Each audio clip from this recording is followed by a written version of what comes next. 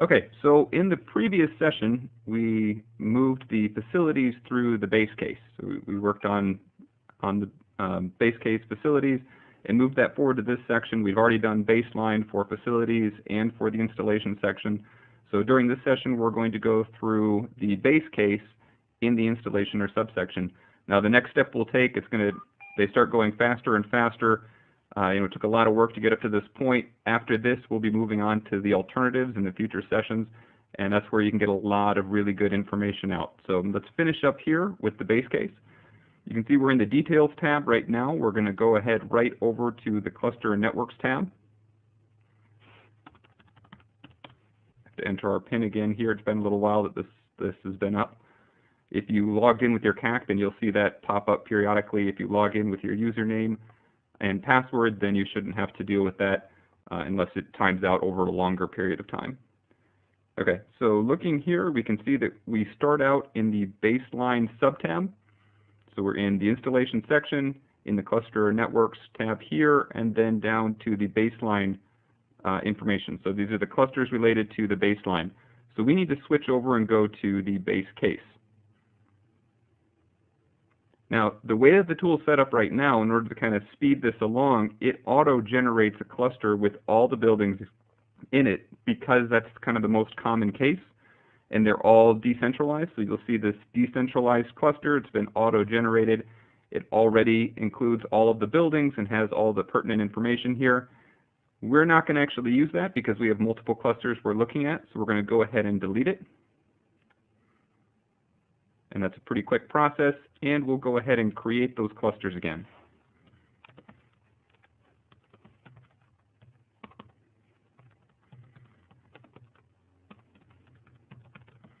So we're going to start with the centralized buildings. This is just like the process we did for the baseline. And just so that you know, going forward, we're going to be copying alternatives, and so we won't have to go through this process again. It may seem a little bit redundant having done this just recently for the baseline, but after we get through the base case, we'll be copying these going forward, so we won't have to redo this work. So we're going to go ahead and create it.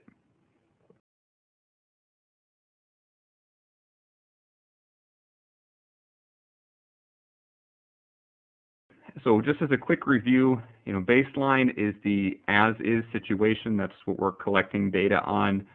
We try to get as close to that existing situation as possible.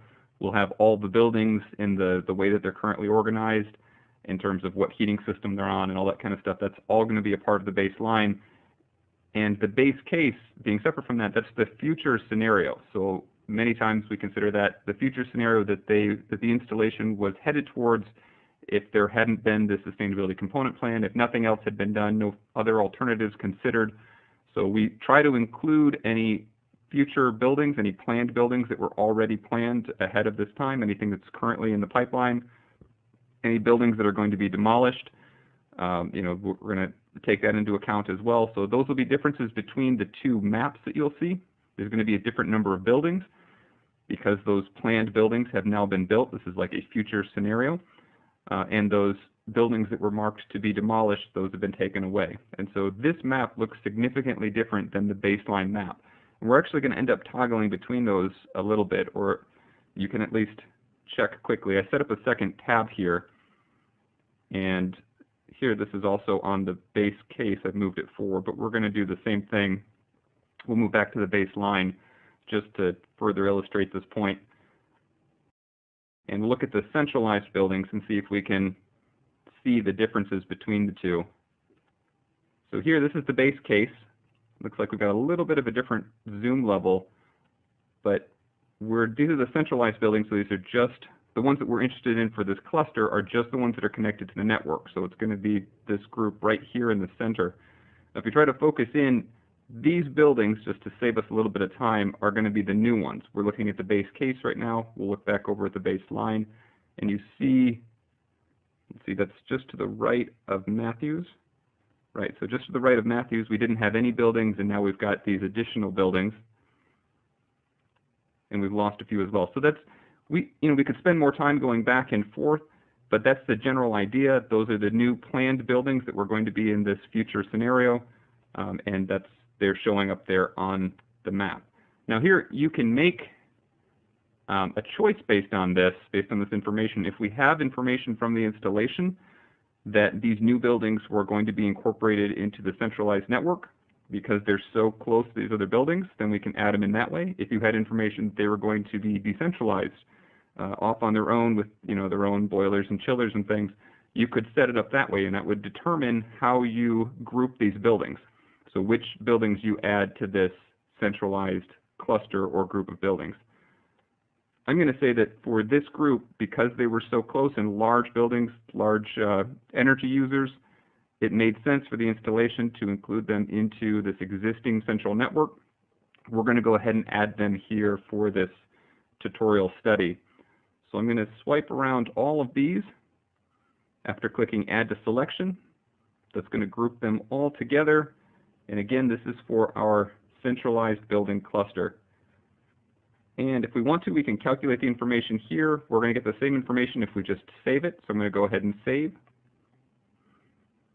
Now I'm being a little bit more careful to stay in this first tab. I don't want to get confused and go between different tabs. I like to have multiple tabs open if I'm swapping between a couple different things. You do have to be careful though, and make sure that you're not changing something in one tab where you intended to change it in the other. I'm going to go ahead and create that other cluster, the decentralized buildings.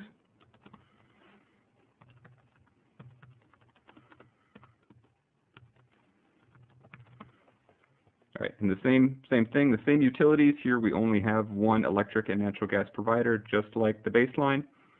As I said before, some installations will actually have multiple providers, and so you could select between them here, and that might affect the rate. Sometimes the rates are different depending on the provider for a different part of the installation, especially for very large installations. So here we're looking at the same map, and it's a somewhat manual process. You need to just realize which buildings you've included in the other cluster. So all of these buildings we just added to the centralized cluster. We're saying these new buildings that were part of the base case, not a part of the baseline, those were added to the central network. We're going to look at the equipment for those here in just a minute. But all the rest of the buildings are decentralized. And again, here we have new buildings and some buildings that have gone away.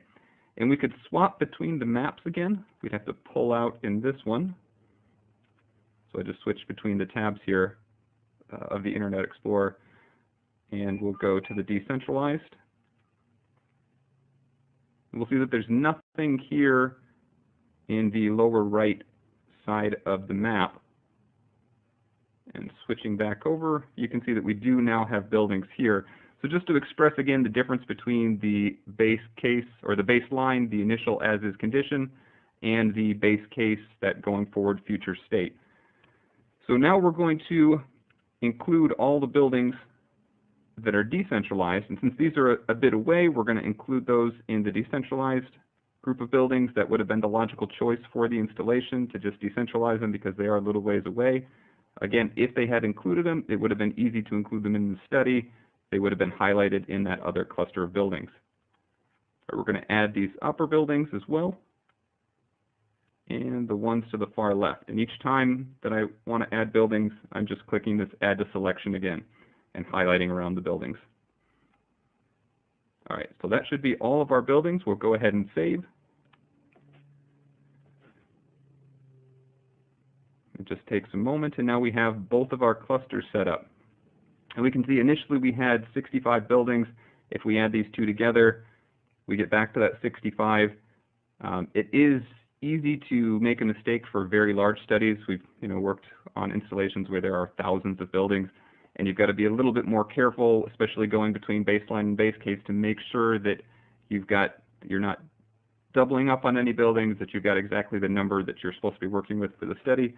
And I guess one other point on this, working between the districts and the contractor, many times these projects are done with the district doing a lot of the calculation and using the tool, and the contractor doing a lot of the data collection. And the earliest that we can confirm the buildings that are in the study, the better. That is a part of the SOP document, that standard operating procedure document does cover about when we'd expect that interaction to take place. But even recently, we've gotten quite a ways into the studies and still have had some discrepancies in the total number of buildings. And you can see that way back in the facility, so you don't have to wait to this point to look at that, but just want to make a quick note. The earlier we do that, the better, because then neither side is doing more work than they need to. Obviously, if we're looking at more buildings than are actually in the study, that's time that's unnecessary. We're going to end up deleting those back out later. All right, so we've got all the buildings now in the baseline from a previous session, now in the base case as well. This is just the grouping of the buildings so that we can accurately look at the equipment. And so here we're going to have all the centralized equipment. Here we're going to have the decentralized equipment. But we look at both of those in this next tab. So continuing forward to the Equipment and Measures tab. Again, it's going to default us here with the baseline. So it's the first tab it's going to start off. You can see it's kind of highlighted here. We're going to click forward because we've already filled out the baseline information in the previous session. We're going to click forward to the base case. Now again, here we created the base case, but we didn't copy the baseline. It was a different set of buildings, so it was created, and because we didn't copy it, the equipment that we filled out previously didn't come forward.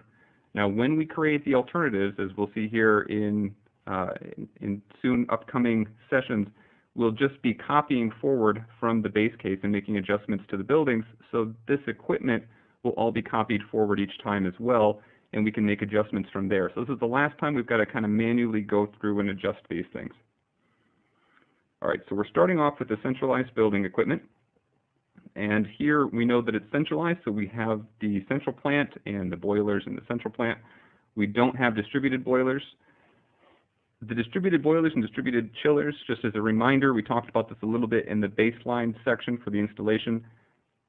These are provided as default values so that you can very quickly go through. A lot of our cases are going to have decentralized equipment, but that's not the case here. So we're going to go ahead and zero out the distributed boilers. We do have distributed chillers here, and we're going to go back to this in just a moment to change the cost. But before we go there, let's scan down, and we actually passed it a bit here.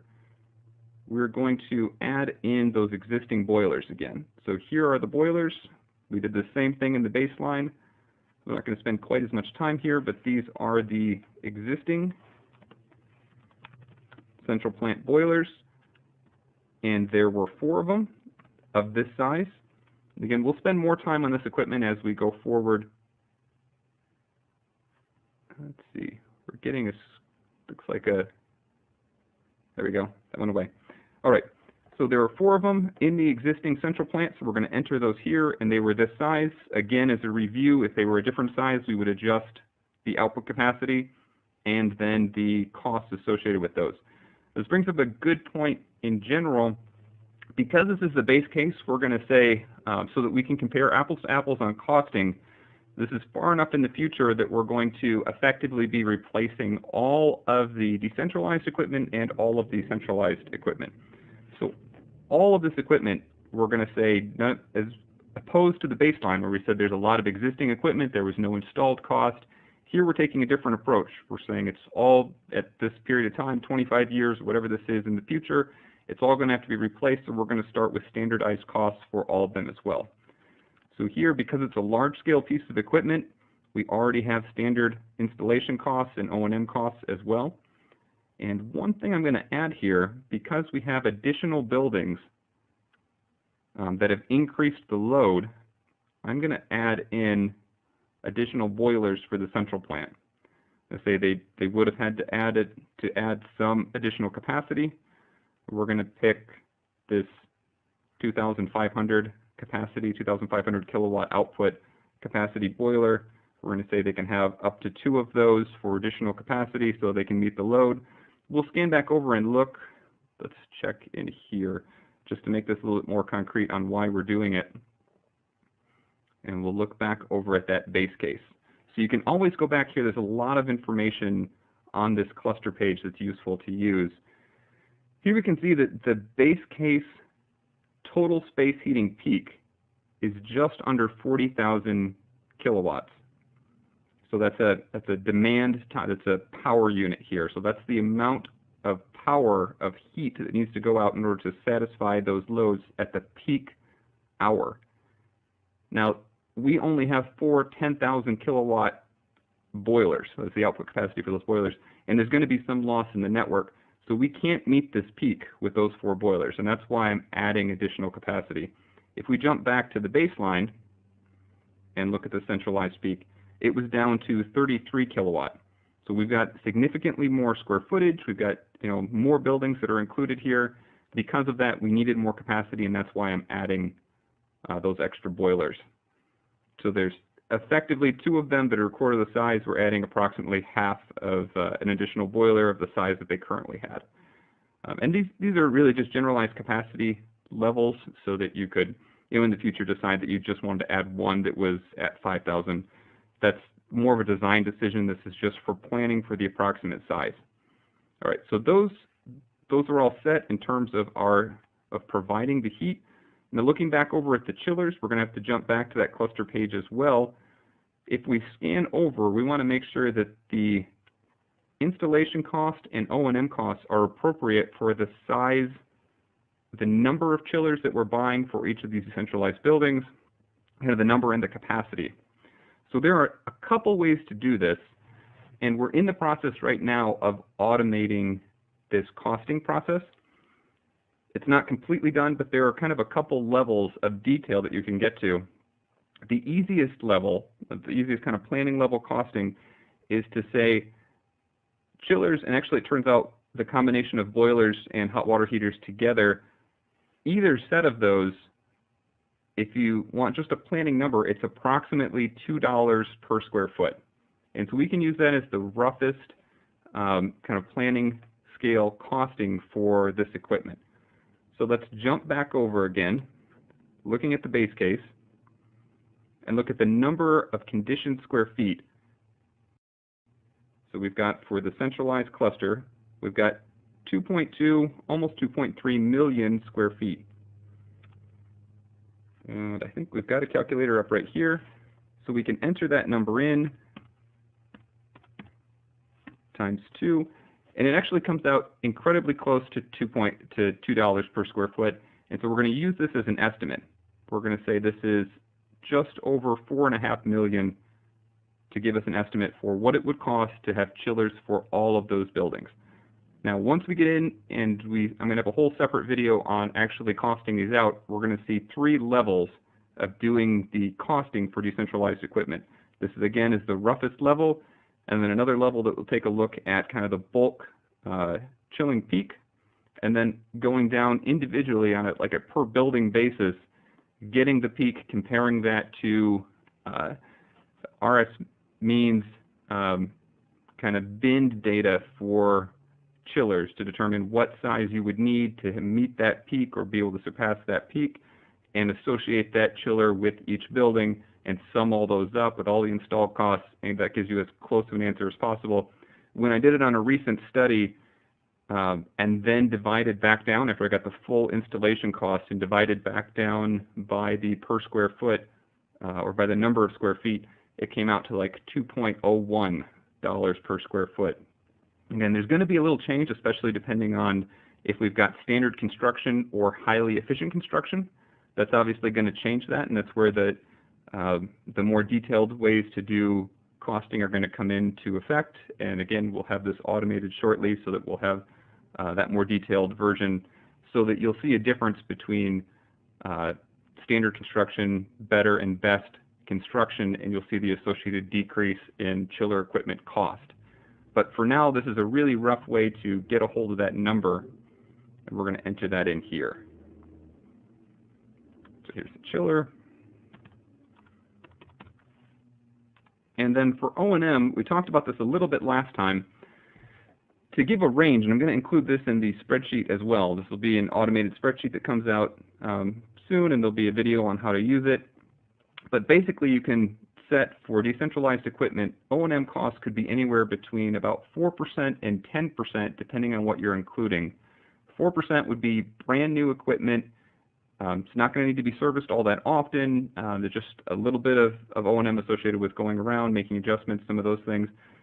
10% would be related to equipment that's where it's regularly at the end of the service life and we're actually replacing it. So I'd say about 4 to 7 for the span of O&M on kind of existing equipment, and that additional 3% is just accounting for we're actually replacing some of this decentralized equipment on a regular basis. So for a large number of buildings, some of them are going out each year, and some portion of that O&M is actually associated with just replacing them. So here, these are brand new. We're going to say 4% is approximately what we would use for the O&M costs. All right, so that gives us about $182,000 a year. Again, we'll have a repeat of this in a really helpful, easy to use spreadsheet that will have some of these numbers. They'll be captured to use this stuff going forward.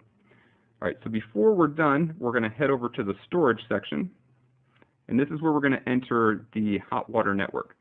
Now, we've already got a model for a low temperature hot water network. And that's what we've said from the baseline, this is what they're using, a low temperature hot water network. So we have one of these. And we'll scan over again to the installation and O&M costs. And I'm going to again point out, we're saying this is the base case. This is far enough in the future, 25 years, 30 years into the future, that all of this equipment needs to be replaced. This, in some ways, makes some of the calculations easier. You're not saying, well, what part of the lifespan is it in? We're just going to take all of it again from the beginning. So we need to come up with an installed cost. And that, again, is going to have, it's not an automated process in the tool at this point, but we do have a spreadsheet and a process that we're trying to develop to make this a pretty straightforward process. Costing out a thermal network isn't a particularly easy thing to do. There's a fair amount of complication there. There's a lot of variables. And I'd like to show you guys as a little bit of a primer for that future video that will talk about this, the spreadsheet that we're working on here. So we're going to basically, here's just a quick overview. And again, it's continuing to be developed. It should be out before too long. We'll be able to enter in kind of the heating peak for that cluster so that you can determine the pipe size. This is just doing these very quick calculations. All you'd really have to enter here would be this top number, the peak value, and you can pull that directly out of, again, that cluster information.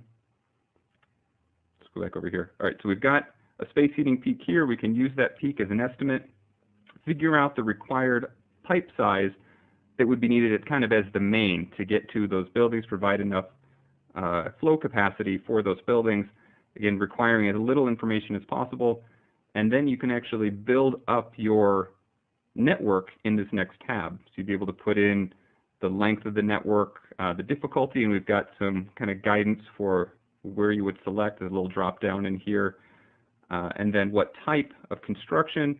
Again, this will get a little bit easier to use, but this is kind of the minimum amount of information you would need to do a decent job costing out this network. And then because you determined the pipeline size previously, you can enter those in here. Normally you would have a main and then multiple lengths of smaller size pipeline as well, and all of that will be summed up and you'll get a total network cost you could add in there. And then you can also get some other calculations on thermal capacity and other things to characterize that network. I'll do a greater in-depth video directed at this in the future. This is just kind of a primer for what's to come, and again, it shouldn't take a whole lot of time or effort to go through this. It should be pretty quick. Using the spreadsheet, all the calculations are basically done for you. All right, so I went ahead and used that separately offline, and I mentioned we're going to have time to go over that in a different video. It kind of warrants, there's enough going on there that it warrants its own session. But I came up with 3.3 million. And there is for a 25-year lifetime, we should see very low costs with the newest hot water pipeline. So we're going to go ahead and leave it like this. And one other thing I remembered I wanted to change before we go back. So the boilers here, the centralized boilers, we need to make a change to the models that are provided. They're set with 25-year lifespans, but a lot of our centralized boilers are actually getting much longer lifespans. I'm going to set these at 40. The last ones that I saw taken out of one of the central plants we're working with right now was taken out around 45 or 50 years. these boilers cost much more per kilowatt as well, per output capacity, than the decentralized boilers. So partly the higher O&M and that higher initial cost, these have much longer lifespans, and we'll change those defaults going forward, so it won't be something you'll have to work on in the future. I'm going to go ahead and save this before we move on to the decentralized cluster.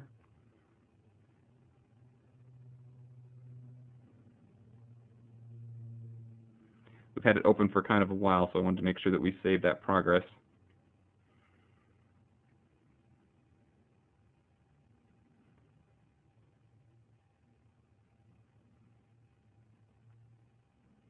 All right, we're going to go forward to the decentralized buildings. We're still in the base case. And the only thing we need to change here are the costs associated with these. So again, hopping over to take a look at the square footage, we're going to use the same estimate. And we'll use our calculator again, 2292.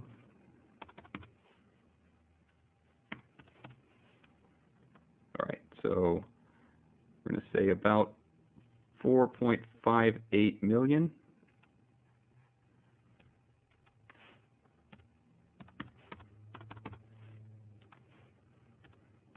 Now, it works out, chillers are more expensive than boilers, generally in the install cost, but because we're also adding in the hot water heaters, the costs still come out to be very close in this first planning level approximation to it.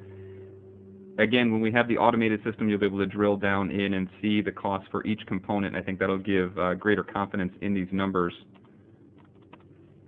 If you're costing them out at that level, where we're assigning for each capacity, that's just about the best level of costing we'd be able to actually do, especially with planned buildings.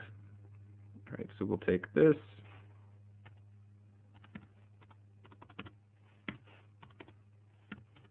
Okay, about 183,000 per year.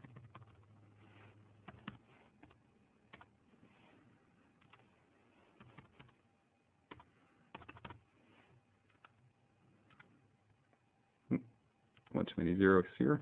All right, and then we'll go ahead and save that. It's very straightforward with decentralized buildings.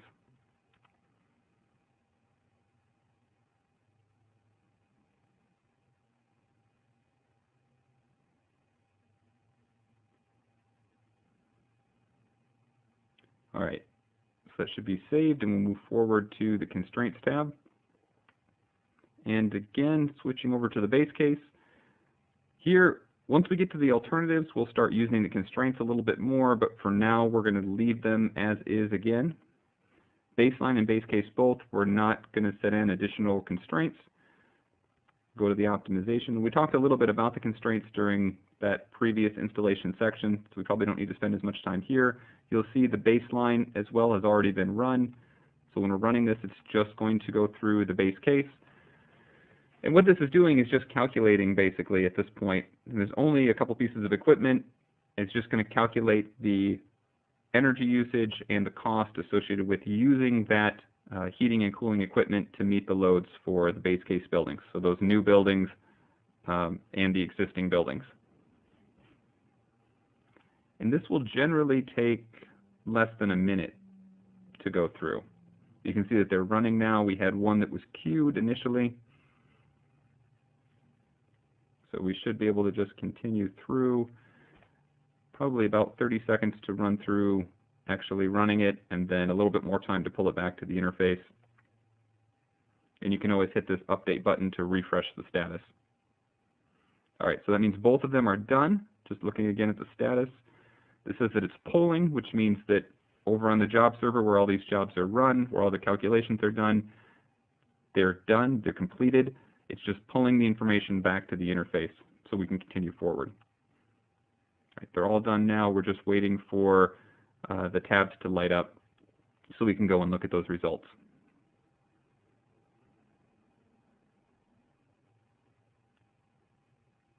There we go. So it turned black. We can move forward. That whole process, about a minute, shouldn't take too long. Some of the other scenarios where you have a more wide open solution, if we include more options to take a look at, then the optimization portion of that can take a little bit longer. Let's take a look at the equipment overview. And we had a few devices already for the base case. If we look at decentralized, we just had the distributed boilers, distributed chillers. This AC bus, we're not dealing with anything about this at this point, but it's present. And then similarly, we have distributed boilers here. That same AC bus, unless we're doing something that's looking at the electrical system, then I would say that's just pass through. Don't worry too much about it. There are scenarios where we look at the limitations related to the electrical infrastructure there and what it would cost to upgrade those. So that's kind of why you're seeing it. But I would, if you're not dealing with that aspect, I would just look past it. We've got the 4 existing central plant boilers and these additional central plant boilers to make up that difference of the heating need. Now, if you didn't know ahead of time how many additional boilers, if you looked at the heating requirements and you said, we're probably going to need some more, you can put additional, I selected 2 because I knew it was going to take about 2 more about this size, but you could open that up further. You could have put 10 or 20. You could put whatever you want in the number over on the equipment and measures. That's not selecting how many are going to be a part of the solution. It's just allowing those boilers to be used in the solution. So it still would have come to the same answer. It still would have said 2, no matter what size, how many we said were possible over on the equipment and measures page. So basically, when you got to this page, it's going to say something like 0 devices. There's going to be an error. It couldn't solve the problem. And you notice as well, when we get to the decision analysis, it would say 0 energy, 0 cost. Basically, it wasn't able to find a solution with the parameters that you put in. And so, in general, you can't, if you don't have enough to source enough energy for it, then it's going to fail. So generally, you can, aim a little higher. And if these are very simple, especially on the baseline and base case, and there are only a couple pieces of equipment, then it's easy to just, provide an extra one as a part of the, solution. So you'll never run into a capacity problem with decentralized equipment. The assumption is that, that there's going to be plenty of capacity there, and we're costing out the equipment according to having enough capacity to meet those loads. It's only for the central plant that you might run into that kind of trouble. Okay, so we're good here. We're going to go ahead to the decision analysis, look at the reports, and go to the summary report. Here we can compare between the baseline and base case. You see there's a large investment, but we're talking about all of the equipment basically becoming obsolete, being replaced, and this is kind of the timeline when it's all being replaced. The total equivalent annual cost has gone up, but if we, here, let's look at this in a larger view. If we open up and look at the alternatives, we see that our total square footage has gone up by almost 50% as well. So we're seeing about a 50% increase in the equivalent annual cost, but also a 50% increase in the total square footage. So these seem approximately appropriate. If we look within the base case, we're going to be able to blow up and look between these 2 clusters. So again, this is just the general format of this table. You've got the alternatives at this level and all the information rolled up, and then the clusters that make up that alternative. So these buildings will sum up to the total number of buildings in the alternative. And similarly here. So you can see we actually have very close square footage numbers between the centralized buildings and the decentralized buildings. Investments higher on the centralized, but if we look over at the total equivalent cost, we're actually slightly lower on the cost for the centralized buildings. We've got that investment, but if you annualize that out, it's still actually slightly less than the centralized buildings. And our source energy is actually a fair amount lower as well. So just looking across, you can make some comparisons. There's not too much to be learned at this point or to be gained until we get those additional alternatives in here. We're going to see those down below. We're going to see the the better and best scenarios here, and then off of those, many times we will select one. It might be the better, if that seems to be the more realistic case to take the buildings to, and then usually we'll look at what else could we do to the supply. So we may take a look at the better case and then say, could we add cogeneration to the centralized buildings? We've already got this network in place. We've got a place for all the waste heat to go. If we added that in, how would that affect our source energy? How would it affect our total equivalent annual cost, and so on? So this is really where it's powerful and becomes very quick to go on. It doesn't take much time to go to the next alternative, to just copy one. We don't have to do any of the work that we've done up to this point. Make small adjustments and see how that compares to previous alternatives or scenarios. And I want to point out again, so we've got these basically two helper spreadsheets that are in the works. One for doing these the networks. That's probably less common, but also is normally very difficult to do. And using the spreadsheet, it should be a fairly simple process to have a lot of detail on the costs and energy related to these networks. And then also, which will likely be very commonly used, a way to do the decentralized costing. And as I mentioned, we'll probably have about 3 levels or versions so that you can do the roughest, a little bit closer, and then just about the best level, really the feasibility or even design level costing. I guess not design because it's not going to be by component, but breaking it out for each building, really based on the peak usage.